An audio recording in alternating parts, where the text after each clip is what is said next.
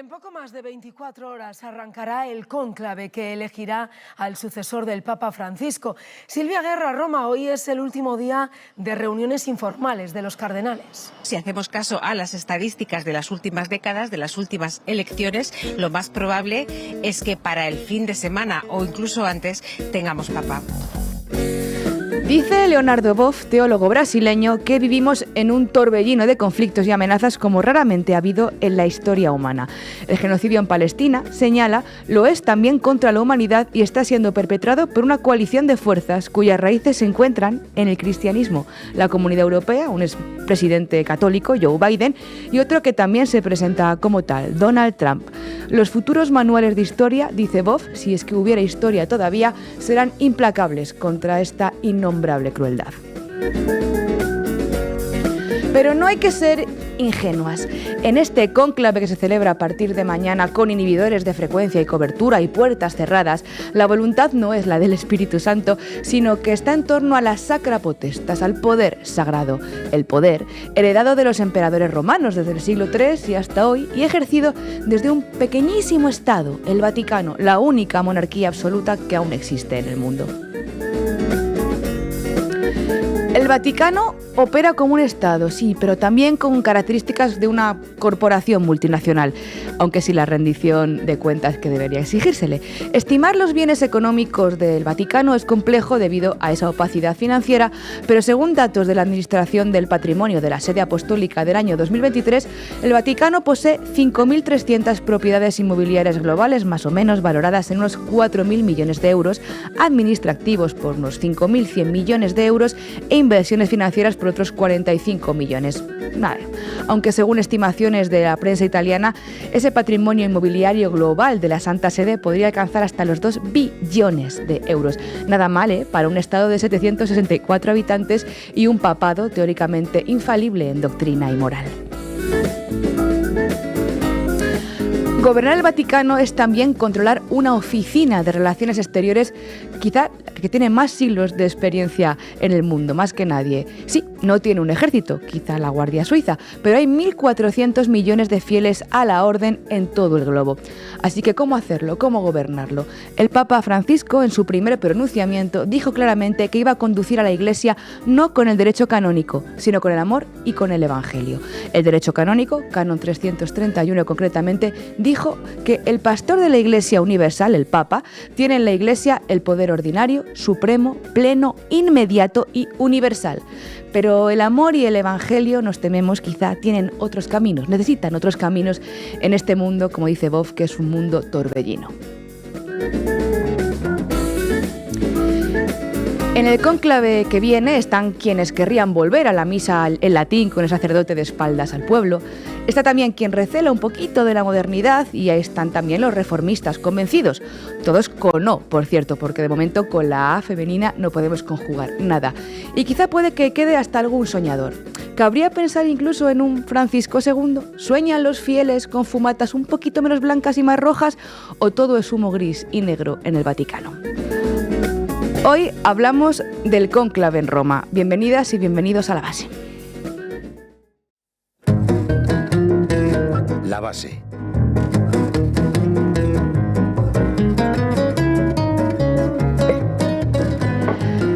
Bueno, pues hoy vamos a asomarnos al cónclave que se celebra a partir de mañana en Roma. Manu Levín, ¿qué nos cuentas? ¿Qué tal, Irene? Bueno, vamos a intentar entender a través de la lectura de la prensa quién es quién en este cónclave y cuáles son los candidatos de la derecha y cuáles son los de la progresía eclesiástica, si es que tal cosa es posible.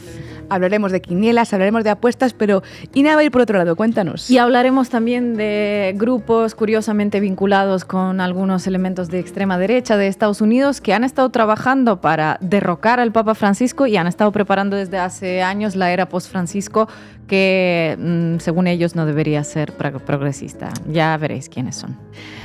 Y como hay que contar con quien tiene experiencia y sabiduría, vamos a hablar con teólogos, de hecho con teólogas, con Emma Martínez, que es teóloga y psicoterapeuta feminista y nos hace mucha ilusión tenerla aquí en La Base. Así que arrancamos, Xavi. La Base de datos. Informa Irene Zugasti. 16 días después de la muerte del Papa Francisco, que falleció el pasado 21 de abril, mañana, miércoles 7 de mayo de 2025, a las 4:30, arrancará por fin el cónclave para designar a su sucesor en el papado. Comenzará con la entrada de los cardenales electores a la Capilla Sistina, que ya está cerrada al público. Y si nosotras también estamos pendientes de este evento, más allá de los 1.390 millones de personas que profesan la fe católica en todo el mundo, es por el peso político de este momento y su forma de definir también el escenario geopolítico mundial. El de mañana será el cónclave más numeroso e internacional de la historia, con electores de 71 países diferentes. Luego les contamos un poquito más. Participarán 133 cardenales menores de 80 años, que son los que pueden votar, de un total de 135 elegibles, ya que 2 no podrán asistir por problemas de salud. Uno es John Yue y el otro, por cierto, es español. Es el obispo Antonio Cañizares, al que, por cierto, apodaban el pequeño Ratzinger, así que de eso que se salva el concilio. Parece que en este cónclave, por lo menos, el Espíritu Santo deja paso a un pragmatismo, digamos, más terrenal, ya que es pública y notoria la división que más se comenta entre las corrientes más conservadoras, tradicionalistas, preconciliares y otras, digamos, más progresistas, más liberales, que continuarían el legado de Francisco. En realidad, las posiciones están ya bastante trabajadas. Los cardenales se alojan en la Casa Santa Marta y han estado discutiendo allí en congregaciones generales desde el 28 de abril. Además de las conocidas facciones conservadora y liberal, que a menudo simplifican el relato de lo que pasa dentro del Vaticano, existen otras muchas corrientes o grupos de influencia no tan obvios que reflejan tanto teologías como prioridades geopolíticas o culturales. Y en ese cruce de caminos entre tendencias, pues también surgen pugnas y corrientes que combaten, que pelean por sus propias agendas. Por ejemplo, estarían los de una corriente más diplomática o curial, que están más centrados en cuestiones como la propia gestión de la institución, el mantenimiento del Vaticano y la estabilidad del mismo, ¿no? Frente a otras corrientes, las llamadas pastorales, que están más interesadas quizá en priorizar una praxis local y en implantarse en las comunidades, sobre todo en los territorios del sur global. E incluso dentro de esas corrientes llamadas reformistas, aquellos que están interesados en transformar las estructuras vaticanas, pues también en temas como corrupción o transparencia, no siempre son progresistas. O en corrientes, está la corriente de Francisco, pero hay otras corrientes también que quieren modificar la institución de otras formas dentro de la Santa Sede. Las tendencias también tienen que ver con las regiones geopolíticas. Por ejemplo, muchas de las corrientes africanas tienen una moral muy conservadora en cuestiones como la homosexualidad, pero son más descentralizadas y activas pastoralmente. Algunas de las corrientes latinoamericanas pueden estar más cercanas a la teología popular. Por ejemplo, en Asia, el desafío de liderar el diálogo interreligioso es una estrategia clave por la complejidad religiosa del territorio. En Europa, que es un territorio con muchísimo peso aún, aunque la Iglesia Católica esté pues, en claro declive, sí que es bastante importante esta división entre la tradición y la secularización, que además tiene que asumir debates pendientes y muy difíciles ya de posponer, como por ejemplo la ordenación de las mujeres o la necesaria reparación de las víctimas de violencia sexual en el seno de la Iglesia Católica, que no vamos a cansarnos de decirlo, no puede ser solo una anécdota en el relato o en las noticias. Un informe del Defensor del Pueblo Español, les recordamos, del año 2023, estima que 440.000 personas en este país, el 1,13% de la población adulta, sufrieron abusos sexuales en el ámbito de la Iglesia Católica. En Francia, una investigación independiente de 2021 estimaba 216.000 víctimas de abusos sexuales por parte de clérigos entre los años 50 y el 2020. Y otra investigación hablaba de 14.000 en Irlanda. Así que ciertamente sí, la negación y el encubrimiento de Juan Pablo II o las reformas limitadísimas que se vio obligado a hacer Benedicto XVI no tiene nada que ver con Francisco, que adoptó un enfoque pues, más proactivo, centrado en las víctimas, en la transparencia, en la responsabilidad episcopal, pero insuficiente en todo caso. El cónclave es un proceso muy regulado y, como decimos, políticamente muy interesante. El Papa no solo lidera a 1.400 millones de católicos, sino que es un jefe de Estado con influencia diplomática. Francisco medió en conflictos internacionales y colocó en agenda temas que la Iglesia siempre había esquivado, sobre todo sus antecesores más conservadores: el medio ambiente, las migraciones, el matrimonio homosexual, el celibato, temas que el próximo Papa heredará. El 80% de los cardenales, los purpurados, electores que votarán mañana, fueron nombrados por Francisco, lo que teóricamente inclinaría la balanza hacia su tendencia reformista y aperturista. Y quizá ese fue su mejor legado transformador. Pero también podría abrirse un cisma, como han advertido muchos conservadores, si estas divisiones ideológicas y las tensiones sobre la gestión del futuro de la Iglesia no llegan a conciliar. Pero bueno, todo está por decidirse. Pues sí, todo está por decidirse, porque el cónclave tiene unos procesos muy fijos. Está regulado por la Constitución Apostólica Universi Dominici Gregis del 96, que la hizo Juan Pablo II. Primero se pasa por la fase de juramento y aislamiento del mundo exterior y llega el extra omnes, el todos fuera. Se cierran las puertas mañana. Votarán hasta 4 veces al día hasta que por 2/3 de los votos, 89 en total, se elija al Papa. Los últimos cónclaves duraron unos 2 días, tanto el de 2005 cuando se eligió a Benedicto XVI como el de 2013 cuando se eligió a Francisco. Pero este podría prolongarse mucho más. Más de la mitad de los cardenales que votaron a Benedicto eran europeos, como os decíamos. Hoy, Europa solo representa al 38% de ese colegio de cardenales. Por nacionalidades, por cierto, Italia sí que sigue siendo la líder, el país líder indiscutible en producción cardenalicia. Es el país del que proceden más cardenales que elegirán al nuevo Papa, 17 en concreto. Le sigue Estados Unidos con 10 y Brasil con 7. Pero la diversidad de estos electores, como decimos, apenas un 40% europeos, puede aumentar la posibilidad de un Papa no europeo y la reorientación de la influencia del Vaticano hacia el sur global, pues veremos. Otra curiosidad, España es el tercer país con más cardenales en el colegio, tiene 13, pero solo 6 pueden votar. La media de edad de los cardenales electores es de 70 años, aunque solo 58, el 43%, tiene menos de esa edad y únicamente 34 tienen menos de 65 años.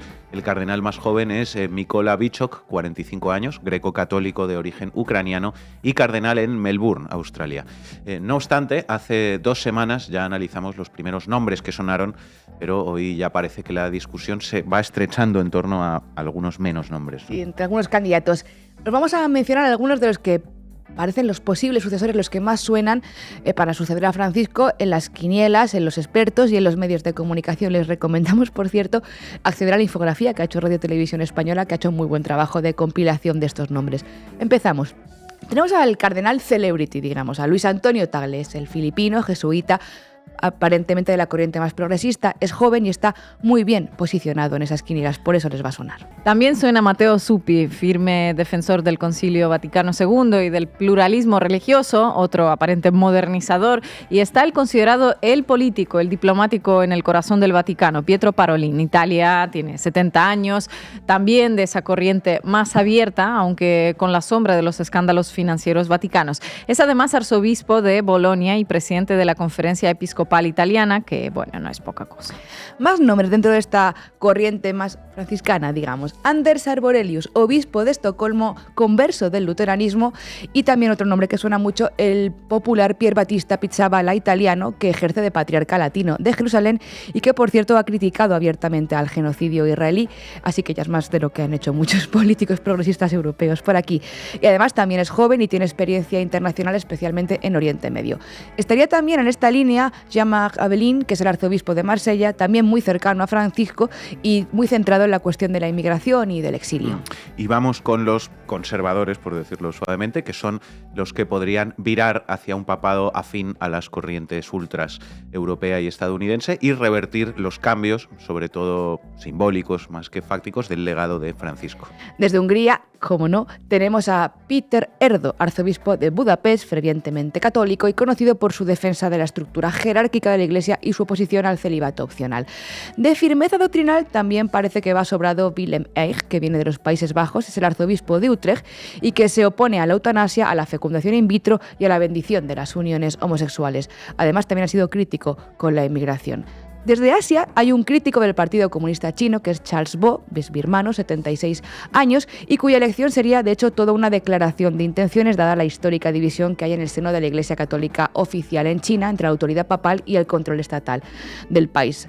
Así como quizá también les suene el cardenal más famoso dentro de esta corriente más conservadora, que es el cardenal Robert Sarah, nacido en Guinea, firme opositor al Islam y bastante influyente dentro de esas tendencias conservadoras que buscan una visión eclesial y priorizar la preservación de la doctrina católica ortodoxa, la autoridad jerárquica y una postura moral rígida frente a esa sinodalidad y descentralización, esa apertura y flexibilidad que quizá tengan esas otras corrientes. Decía el teólogo Jesús Martínez Gordo en una entrevista muy recomendable de nuestros compañeros de Geopolíticas que puede haber sorpresas en este cónclave. Señala a figuras como el cardenal Müller, el cardenal que según este catedrático es quien en estos momentos abandera y lidera la derecha más tradicionalista y contundente que busca retomar el legado de Juan Pablo y de Ratzinger hacia la recta doctrina y no hacia la sinodalidad de Francisco, que abogaba por un gobierno más abierto y más participativo. Martínez Gordo también advierte en esta entrevista, y esto es interesante, que lo más importante no va a pasar durante la votación de mañana, pasado y los días que sean en la Capilla Sixtina, sino en lo que ha estado ocurriendo, como decía Manuel al principio, hasta ahora en las congregaciones, en los famosos novenarios, que es donde se ha hecho un diagnóstico de la situación de la Iglesia y se ha estado buscando, ¿no?, el perfil de la persona que la Iglesia necesitaría, ¿no?, en este mundo, en este momento actual. Mucha gente juega hoy al Fantapapa, un juego online creado en Italia tras la hospitalización del Papa. Sí, esto es real. Es una especie de FIFA para bajarse en el móvil, en el que se elige una alineación cardenalicia, un 4-3-3, ¿no?, como en el fútbol, y también se elige al que no tiene posibilidades de salir.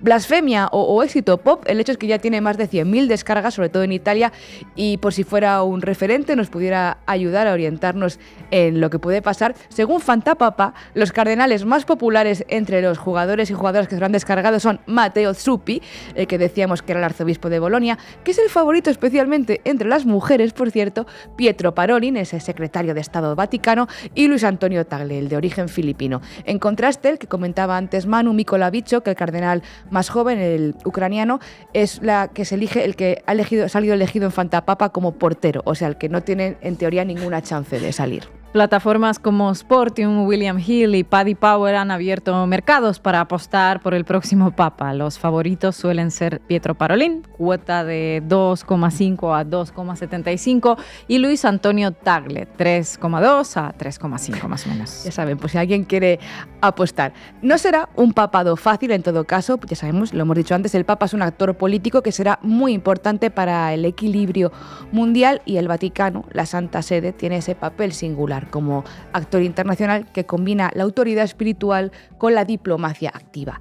La Santa Sede, que es un sujeto de derecho internacional, mantiene relaciones diplomáticas con más de 180 países y participa, recordémoslo, en organismos multilaterales como por ejemplo las Naciones Unidas, donde tiene estatus de observador. Su influencia radica, por un lado, en su capacidad para movilizar a millones de católicos y también para construir esa narrativa moral. Y en ese mundo multipolar, torbellino, en ese orden global cambiante, el desafío de la Iglesia Católica pasa por adaptarse a los contextos no cristianos, al poder de las nuevas potencias como China, y también por definirse internamente, por saber qué agenda moral y qué influencia eclesial quiere mantener y reforzar. Faro ético, pero ¿de qué ética, no? Actor geopolítico, pero representando qué intereses. En fin, veremos cuando salga la fumata blanca. Gracias, compañeros. Bueno, es que es algo terrenal, es decir, son 133 señores que se reúnen para decidir cuál es el mejor, o creen ellos que es el mejor para dirigir la Iglesia Católica. Eso es algo terrenal, hay una decisión, ¿no? Es como un consejo de administración cuando tienen que decidir a quién va a ser el nuevo presidente de esa empresa. Esto es exactamente igual. Manu Levin, buenas tardes. ¿Qué tal? Vamos, compañeros. Titulares al banquillo. El análisis mediático de Manu Levin. Diario de León, historia de los cónclaves, intrigas y maniobras en la Capilla Sixtina. La Sexta, el cónclave se cocina entre intrigas, cenas discretas y viejos fantasmas. Clarín, desde Argentina, los cardenales rezaron ante la tumba de Francisco y se preparan para votar un nuevo papa en un cónclave plagado de intrigas. El diario.es, traiciones e intrigas antes del cónclave que elegirá al nuevo papa. Bueno, la prensa internacional ya calienta el ambiente de cara al cónclave del que saldrá elegido el nuevo jefe de la Iglesia Católica, con una palabra que veis que se repite en cientos de titulares. Intrigas, las intrigas de la Capilla Sixtina y todo el campo semántico tenebrista que la rodea. Las maniobras, los misterios, los enigmas, secretos, sigilos, traiciones, sombras. Así se reviste de un aire supersticioso y mágico una reunión que es mucho más terrenal y más prosaica que todo eso y que funcionan con los mecanismos más vulgares de la política. Así es, expandir rumores, sacar trapos sucios, ciertos y supuestos y exponer debilidades cardenales públicamente. Son algunas de las estrategias que se han visto en la última semana para desautorizar a los cardenales con posibilidades de ser elegidos, añade también el diario.es, sin ir más lejos. Vamos, que esto de elegir al Papa es poco Dios y mucho César. Absolutamente, poco de Dios y mucho del César, aunque el lenguaje mediático lo rodee de toda esa mística y de ese carácter críptico, indescifrable de los misterios y los enigmas, etc. Hay algo sobre lo que no hay demasiada intriga, eso sí, lo que está claro es que el nuevo Papa no será mujer. Poca intriga hay ahí, efectivamente. El nuevo Papa no será mujer, ni quienes lo elijan tampoco, ojo, porque las mujeres de la Iglesia ni siquiera tienen voto aquí. No votan en el cónclave, pero las monjas que lideran las órdenes católicas del mundo también se reunieron en Roma. La hermana Mary Barron, presidenta del grupo Paraguas de líderes de órdenes religiosas femeninas, instó a orar para que los cardenales reflexionen sobre cómo llevar adelante la visión de Francisco, recoge Infobae. Oremos, hermanas, para que los señores acierten. Hasta ahí llega el papel de las mujeres en este conclave, que es básicamente un club de papas, un club de papas. Un club de papas, claro, una agrupación de señores misóginos y que no mojan. Los cristobros les podríamos llamar, no sé qué os parece, y la prensa, como os decía, pues nos cuenta las reservas y los sigilos de la reunión de los cristobros. El Mundo, el blindaje digital de la Capilla Sixtina para el cónclave, 650 cámaras de vigilancia, inhibidores y agentes armados. El Vaticano tiene una doble misión: garantizar la seguridad de los cardenales y velar por el estricto secretismo del proceso so pena de excomunión. Ni televisión ni internet, las restricciones de los cardenales durante el cónclave. Ni televisión ni internet, pues podrían haber hecho el cónclave pues aquí en España el lunes pasado, ¿no? Aprovechando. Y bueno, nos habla también la prensa, en una gran labor de interés público, de las típicas chorradas que rodean este tipo de reuniones del poder. ¿Qué van a comer? ¿Dónde van a dormir? ¿Dónde se van a alojar? No sé qué. Hasta quién va a animarles las veladas. Radio Televisión Española, el organista español que tocó en 2 funerales papales, prepara la música del cónclave. Es una gran responsabilidad. Su música ha sonado ante millones de personas en los 2 últimos funerales papales, el de Benedicto XVI y el de Francisco, y volverá a oírse en otro de los momentos con mayor simbolismo del próximo cónclave, la procesión de los cardenales desde la Basílica de San Pedro hasta la Capilla Sixtina, antes de encerrarse para elegir al nuevo pontífice. Un español con toda una vida dedicada a animar cónclaves y funerales papales, el Manolo del bombo eclesiástico. Algo así, bueno. Pero más allá de todo esto, lo más interesante que arroja hoy una lectura mínimamente atenta de la prensa tiene que ver con lo que nos estaba contando ahora mismo Zuasti, la interna de la Iglesia, quién apoya a quién y qué línea política representa cada candidato, porque esto, insistimos, va de política. Enseguida continuamos tirando del hilo de algunos nombres que ya mencionamos en la sección anterior, pero hay una consideración preliminar que me ha llamado la atención esta mañana preparando el programa. Fijaos, El Mundo, el cónclave más diverso de la historia para elegir al sucesor de Francisco. A la división entre progresistas y conservadores se suman, dice El Mundo, las diferencias culturales y de procedencia geográfica entre los 133 cardenales con derecho a voto que elegirán al nuevo Papa. La mayoría de los vaticanistas coinciden en un punto: la división bipolar entre progresistas y conservadores, o modernistas y tradicionalistas, vigente hasta la elección de Bergoglio, ha dejado paso al cónclave multipolar, trufado por las diferencias geográficas y culturales. Las elecciones del pontífice han estado siempre marcadas por un fuerte dualismo, pero entonces era más fácil la clasificación por grupos y tendencias. Un cónclave multipolar para un mundo multipolar. Interesante esto, ¿eh? Sí, ¿no?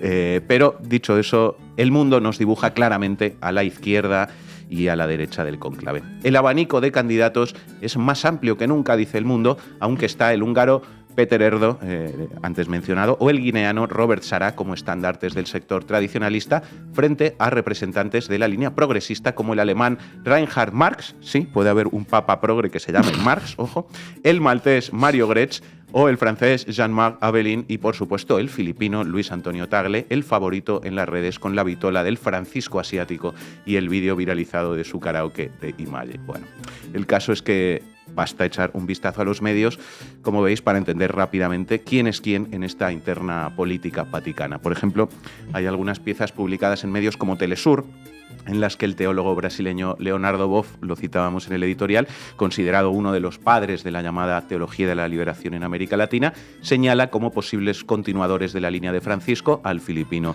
Luis Antonio Tagle, al cardenal italiano Matteo Zuppi o al también italiano Pietro Parolin, actual secretario de Estado de la Santa Sede, nombrado por Francisco. Y eso no es lo más interesante que cuenta Leonardo Boff. No se pierdan lo que viene ahorita. No se pierdan lo que va a explicar ahora Ina. Pero lo que más hay sobre todo esto, porque ya sabemos cómo es la correlación de fuerzas en el campo mediático, ¿verdad?, son medios de derechas que defienden a sus candidatos a papa. En el Mundo, por ejemplo, les gusta el cristobro húngaro llamado Peter Erdo. El Mundo, el primado de Hungría, un papable, erudito y moderado para revertir el legado de Francisco. Ha defendido posiciones cercanas a Víctor Orbán y es un candidato culto y disciplinado, del estilo del Papa Benedicto XVI. Erudito, culto, disciplinado y moderado, moderado. Se les hacen elogios El Mundo hacia el tal Erdo y tiene gracia lo de que digan que es moderado a la vez que explican que defiende posiciones cercanas a Víctor Orbán. Orbán puede ser un extremista radical prorruso, un señor sensato y templado, bueno, pues según haga falta, ¿no? Según haga falta, moderado como Orbán, dice El Mundo, o como Benedicto XVI, que militó en las juventudes hitlerianas. Bueno, pero sí hay un cristobro que aparece en decenas y decenas de piezas como papable de la derecha mediática, es el tal Robert Sarah. Antes les hablábamos de este señor. ¿Quién es Robert Sarah? El polémico cardenal africano que está en la carrera para suceder al Papa Francisco. ADN, Robert Sarah. ¿Quién es el polémico cardenal africano que podría suceder al Papa Francisco? Telecinco, las polémicas opiniones del cardenal Robert Sarah, el primer papa negro de la historia. Se ve que a llamarle moderado quizá era ya un poco demasiado, así que hay que recurrir al eufemismo, que ya se ha convertido en un clásico moderno en la prensa como sinónimo de fascista. Polémico. Polémico, y la derecha mediática está que no caga con el cristobro más polémico. La Gaceta de la Iberosfera, el cardenal Robert Sarah, el posible sucesor en la silla de Pedro, que abraza las ideas tradicionales en un mundo moderno y relativista. OK Diario, el cardenal conservador Robert Sarah advierte a Europa: estáis siendo invadidos por otras culturas. Voz Populi, Robert Sarah, el candidato que más temen los fans de Francisco. Toro TV, el cardenal Robert Sarah aplaudido por su postura contra inmigración ilegal e ideología woke. Y por si quedaba alguna duda, Libertad Digital. ¿Quién es Robert Sarah? El candidato a Papa Negro, conservador, anticomunista, crítico con el Islam y anti-woke. En definitiva, parece que los fachas pues ya tienen su candidato, ¿eh? Ya tienen candidato. Bueno, este es uno, pero hay más candidatos del ala derecha, nos lo contaba antes Irene, tienen varias opciones. ¿Y qué dice la prensa polémica, la prensa polémica sobre los candidatos de la línea de Papa Francisco, que son más progresistas? Pues en la prensa polémica se van a tener que confesar porque el nivel de blasfemia que se gastan contra los papables progres es tremendo. Por ejemplo, pieza en Info Vaticana, vamos a acabar con esto. Crónica romana, los candidatos de la izquierda eclesial ante el cónclave. La izquierda eclesial, en un titular, ya veis que poca tontería queda ya aquí sobre que al Papa lo elige el Espíritu Santo, porque aquí todo el mundo reconoce que esto va de política. Y nos dice Info Vaticana lo siguiente. Pietro Parolin, por ejemplo, nos dice sobre esta figura: burócrata hábil, frío diplomático, entregado a la Ostpolitik vaticana y al pacto con Pekín.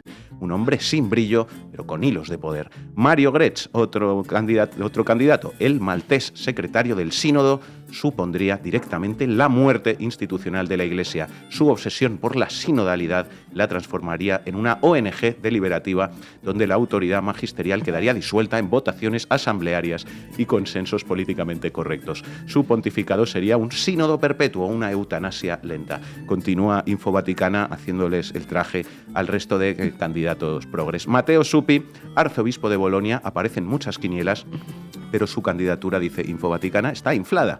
Es prologuista de James Martin, el jesuita militante del lobby LGTB, y ha defendido explícitamente el uso de esas siglas en el ámbito eclesial. Su cercanía con San Egidio lo convierte en un títere de esa comunidad, y no hay que olvidar su papel como negociador con ETA, chupito, alguien que creyó posible dialogar con los asesinos sin exigirles conversión ni reparación. Suppi es pastoralmente simpático, pero doctrinalmente maleable y políticamente comprometido con la agenda progresista. Seguimos para bingo. Jean-Marc Abelin, arzobispo de Marsella, es el candidato perfecto para quienes sueñan con una Europa sin fronteras ni raíces. Su defensa de la inmigración masiva es casi ideológica y su visión multicultural lo hace enemigo del concepto mismo de Europa como civilización cristiana.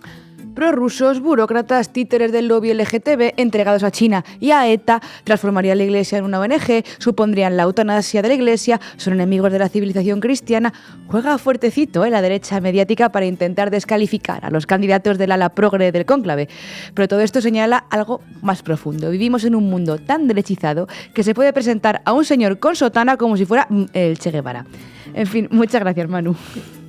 Señor Jesús, y todos nuestros queridos hispanos de diferentes países podamos celebrar una Pascua este año gloriosa, Señor, de una reconciliación contigo, de una presencia contigo, porque dice tu palabra que Jesús vino al mundo y murió por nosotros para darnos salvación. Señor, bendice a nuestro alcalde, bendice, Señor, aleluya, a nuestra presidenta y bendice al señor Feijóo, que en este tiempo, aleluya, de Semana Santa tengamos una semana gloriosa.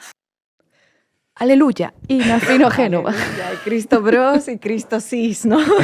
Vamos, Cristo Sis. ¿A qué me invitan? El análisis internacional de Ina Afinogénova. Bueno, el cónclave que inicia el miércoles en Roma tiene todas las papeletas, como hemos dicho, para convertirse en un campo de batalla geopolítico. Ya conocen que el proceso de elección es bastante opaco, ya saben que hay candidatos más conservadores y más progresistas y los outsiders dentro de lo que cabe. Y bueno, también entenderán que es ingenuo asumir que detrás de ellos no existan grupos de presión o lobbies que intenten influir en que salga un líder eclesiástico alineado con sus posturas. En una reciente entrevista a Página 12, el filósofo y teólogo brasileño, a quien ya mencionamos, Leonardo Boff, considerado como uno de los padres de la teología de la liberación en América Latina, denuncia a una organización en concreto financiada por católicos ultraconservadores vinculados con el trumpismo que estaría trabajando para evitar la elección de otro papa relativamente progresista. Los movimientos eclesiásticos son un espejo de los movimientos políticos. Sería raro pensar que la extrema derecha eclesiástica no vaya a buscar una oportunidad, ¿no?, para neutralizar las reformas en las que había avanzado el Papa Francisco. La defensa de los pobres y de los migrantes, la apertura hacia la diversidad sexual, la inclusión de mujeres, todas esas medidas encontraron una oposición dentro de la propia Iglesia en su momento, así que con la elección del nuevo pontífice llega la hora de la reacción. Como ya sabemos, entre los 135 cardenales electores, la influencia de los conservadores es bastante limitada. La mayoría de los que van a votar fueron ordenados cardenales por el propio Papa Francisco, así que es de esperar que en cierta forma se alineen con el espíritu de su papado. Pero existen otras formas de presión para lograr que surja un papa más conservador. El grupo que menciona Leonardo Boff en esa entrevista a Página 12 se llama Red Hat Report. Y parece que ha estado preparando el terreno para la era post-Francisco desde hace unos añitos. Red Hat Report. ¿Quiénes son? ¿De dónde salen? ¿Qué buscan?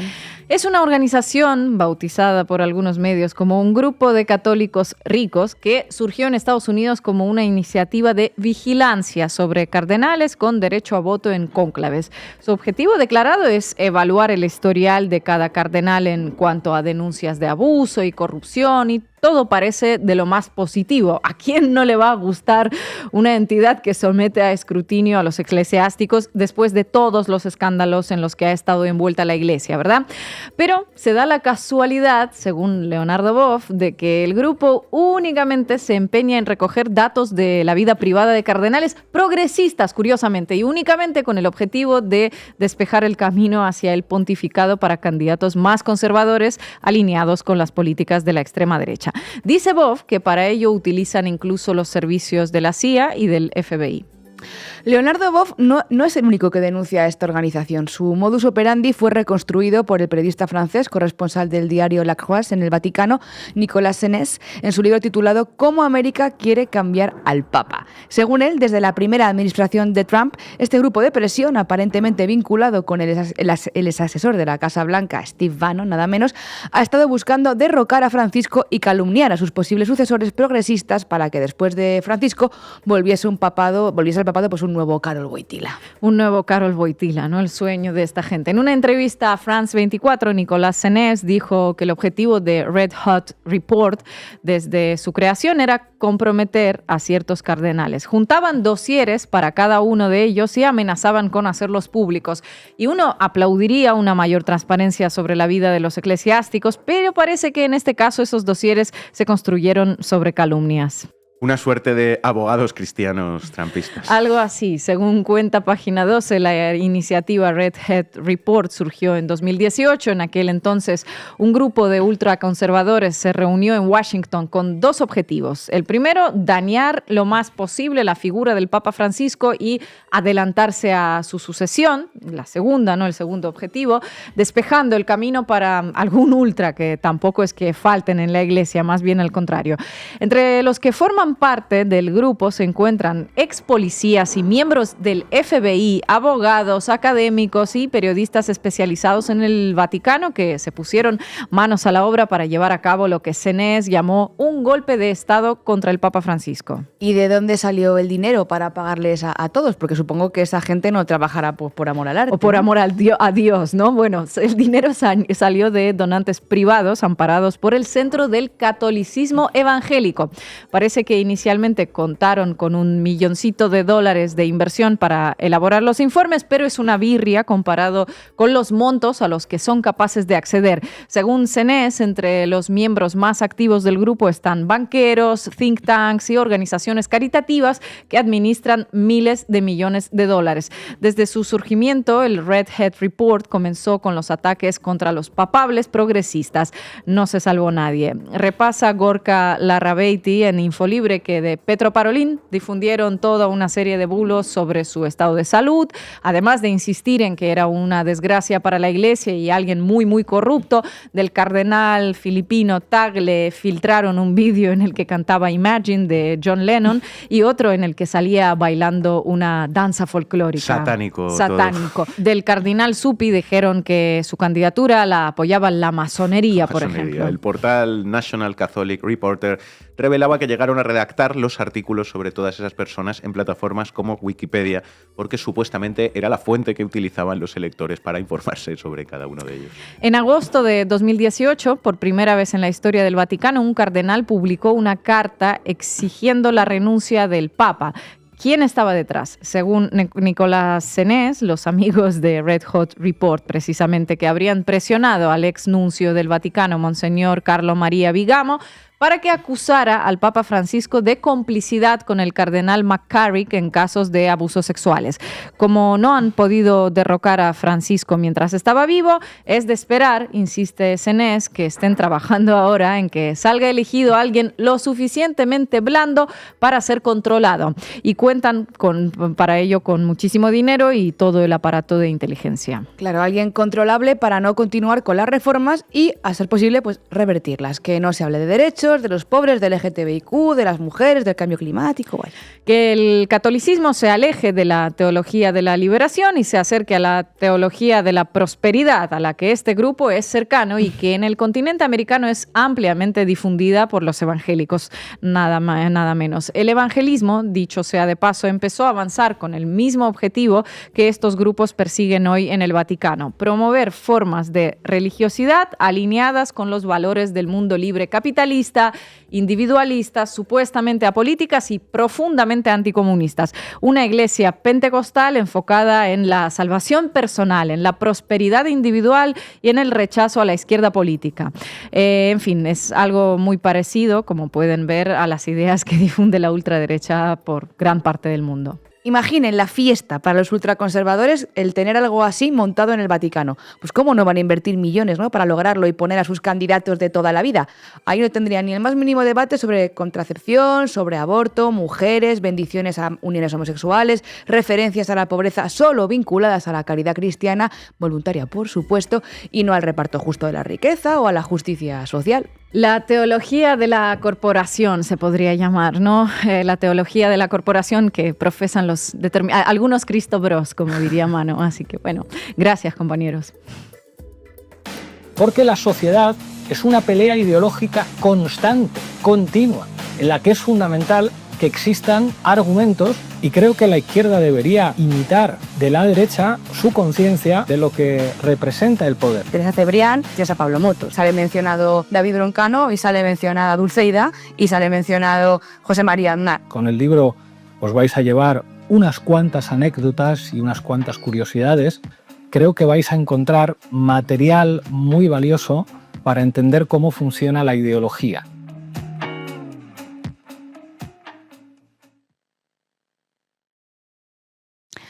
Pues hoy en La Base, para hablar del cónclave, contamos con Emma Martínez, que es teóloga y psicoterapeuta. Emma, buenas tardes, muchas gracias por atender a La Base, ¿qué tal? Buenas tardes, gracias por invitarme, ya os he estado escuchando. Ay, sí, pues ahora nos hace mucha ilusión a nosotras escucharte a ti y nada, te invitamos a que nos des tu visión personal, tu análisis de en qué claves tenemos que analizar lo que está pasando, lo que va a pasar mañana en Roma. A ver, yo creo que son dos temas que me gustaría un poquito abordar.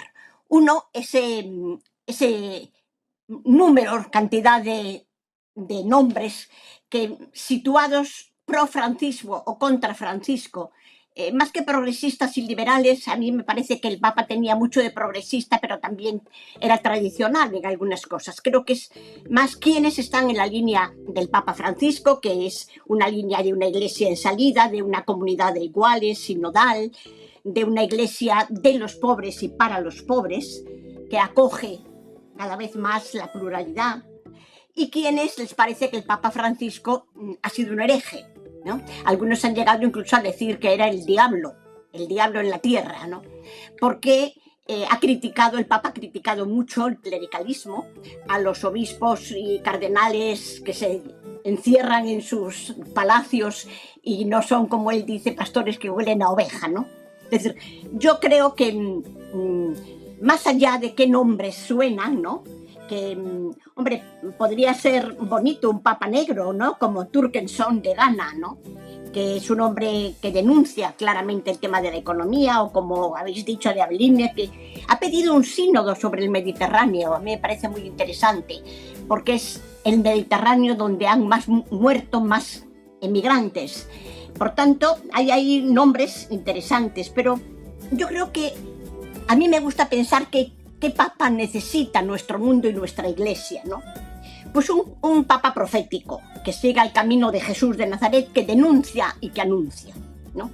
Que anuncia ese Dios en el que Jesús creía, el Dios de la misericordia y de la justicia, el Dios que no tiene preferencias y si las tienes para los vulnerables, pero que denuncia un sistema asesino y ecocida, como ha dicho nuestro Papa Francisco, ¿no?